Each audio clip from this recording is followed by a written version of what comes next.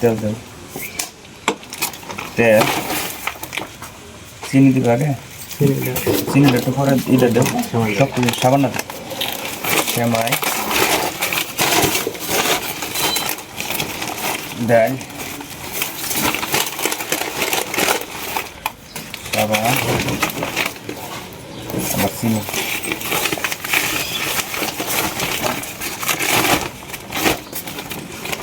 এক বস্তা চাউল,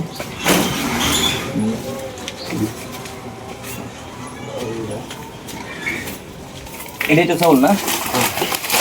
সবাই একবার চাউল দিতে পারলাম। হ্যাঁ,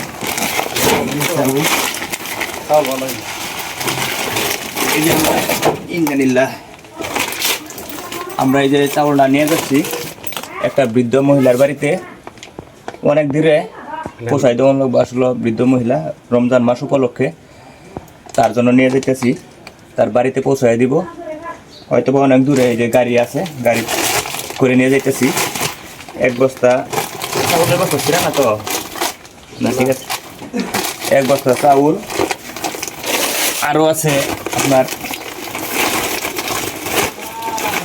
তেল, 1 লিটার তেল, 1 কেজি ডাল, 1 কেজি চিনি, 1 প্যাকেট সেমাই, সাবান, সব কিছু আমরা ওনার বাড়িতে পৌঁছে দেব। বৃদ্ধ মহিলা, সে আসতে পারে না, তাই গাড়ি নিয়ে আমরা তার বাড়িতে যাইতেছি। এই ইয়ার দরকার মহিলার নাম মামদাল্লাহ বললাম কি?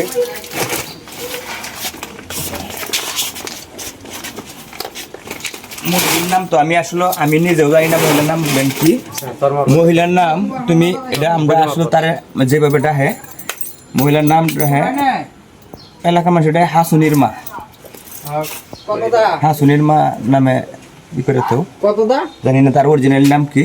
ও তার অরিজিনাল নাম বললো সোহরানা সাহেরা। আচ্ছা যাই হোক, আমি এতটুকু একটা লেখা তো যেভাবে একটা পরিচিত থাকলে এই যে প্রিয় দর্শক ভাইরা, আমি এই যে নিয়ে যাইতেছি, এই যে গাড়ি আছে, দেখি যাই তারে পৌঁছায় দিয়ে আচ্ছা আসি এগুলো মাল। কারণ এখন রমজান মাস চলতেছে, আমি আগেই বলেছি যাদের অর্থকরী বা সমর্থন দেওয়ার মতো আছে তারা কৃপণতা না করে যার যার ক্ষেত্র থেকে সকলেই গরিব দুঃখী মানুষের পাশে দাঁড়াবেন। আর এই সময়টাতে বিশেষ করে রমজান মাস পাশে যদি দাঁড়ান, আল্লাহ তাআলা আমার মনে হয় খুশি হবে। আর এটার সব আমার অবশ্যই আল্লাহ কিন্তু এটা আপনার আমার আমল নামায় কিন্তু অবশ্যই দিবেই।